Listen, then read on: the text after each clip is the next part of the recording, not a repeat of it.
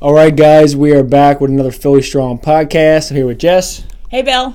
Hey, and we're on video today, so we'll see if this thing actually comes through or it cuts out halfway. Either way, you're either watching a full video or half of a video of this podcast, so we'll see. Or maybe like just a few minutes. Who knows? Anyway, you can see we're getting high-tech around here. We have like 3-4 mics that we have to be in varying ranges of as we talk, so that's going to be interesting.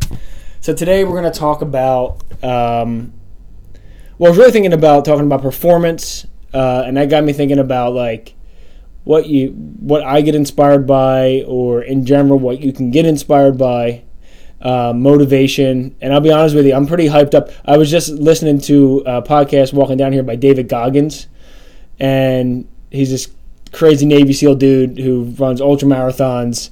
If you know about him, you know that it's easy to get fired up. So I wasn't even thinking of listening to David Goggins today, but now I'm like way fired up. Nice. Yeah. So you have done more performance stuff than I probably have ever done with ballet. Okay. So let's look at it kind of from just your personal angle of like what it took for you to perform well and just in general, like what that looked like for you. Yeah, sure.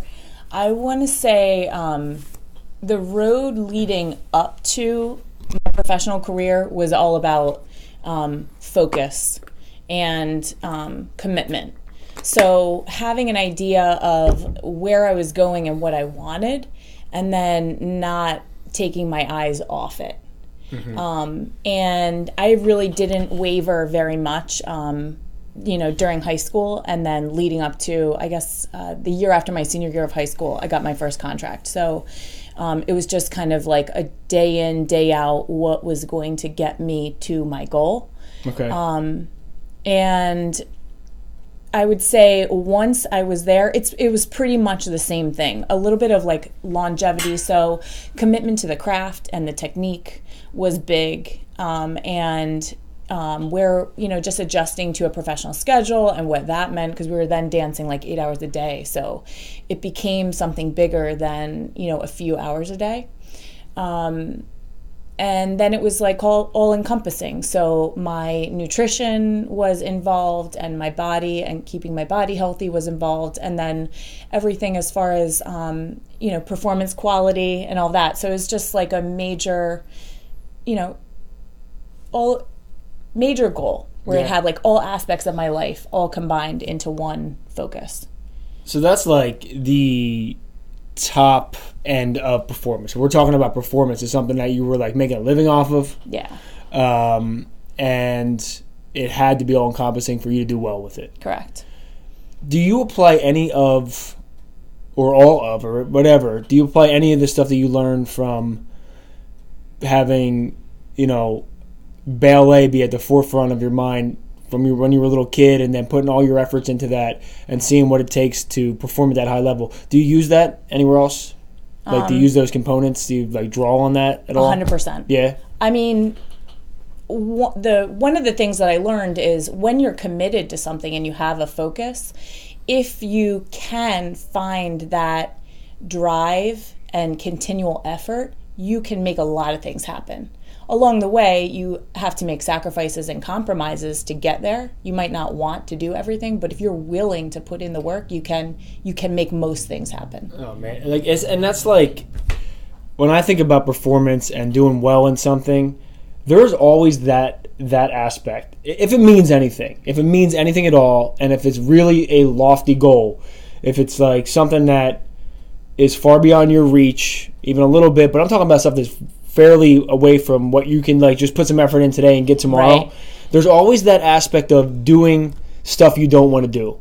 And not like trivially either, like consistently doing stuff you don't want to do. Yes. Like it's almost as if that doesn't matter. It doesn't matter like if you're tired, or if you have a little cold, or if you're stressed out from something that has nothing to do with the goal you're getting after, like your life or whatever it is. Mm-hmm. There's always that aspect. And everybody knows that, like no matter what you did, what you have done in life, what you have succeeded in, I think we all know that.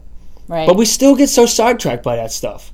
It's like, oh, I don't want to do that today. I'm tired. What are you talking about? Like, Right. I'm talking to myself. Like, I mean, I'm definitely not talking like I have figured how to get after every goal in life. Like, I'm far from that. Yeah, like, same. but looking at any major thing that I've achieved or seen other people achieve, or like reading biographies of people that have achieved great things through history or whatever else, it's always that same thing. Yep. And we get to like learn that lesson over and over again.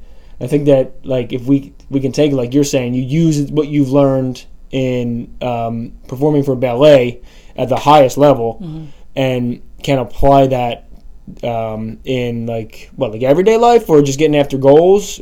No, I think it can trickle down and you can use it. So going after goals is like the big idea. Yeah. But then bring it down to like nutrition. So we Yeah, talked yeah. about nutrition last week, right? Yep. So saying, like for me, if I'm going to say something out loud and I'm going to identify it as something that I want, I have to be ready to go after it and work. So if I say I'm going to lose 10 pounds, Right.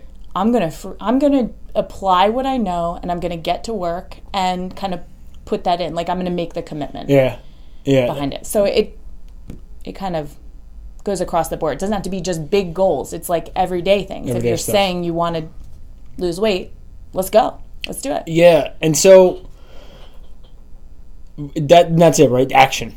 Yeah. Action. Man, like action is the king. It's the king. Like action and then consistent action, right? Like always like doing it over and over again.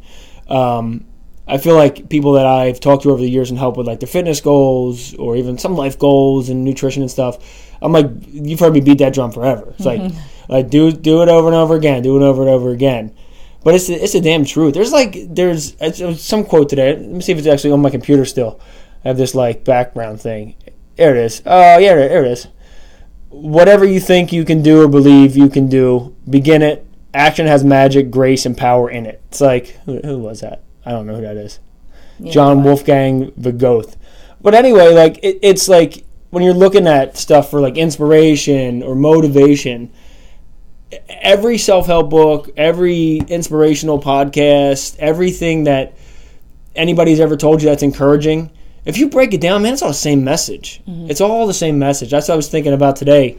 I was saying I was so fired up coming to just talk about this stuff in particular. We came up with the topic like yesterday to talk about it, but like listen to this dude David Goggins, man. Like he is like a no nonsense guy. Like he's not like a self help guy, but that's what he just wrote a book for that reason, like to kind of show people his journey. And you see some of the stuff that people are capable of doing. And they're just people, man. They're just people. Like, they're nothing magical.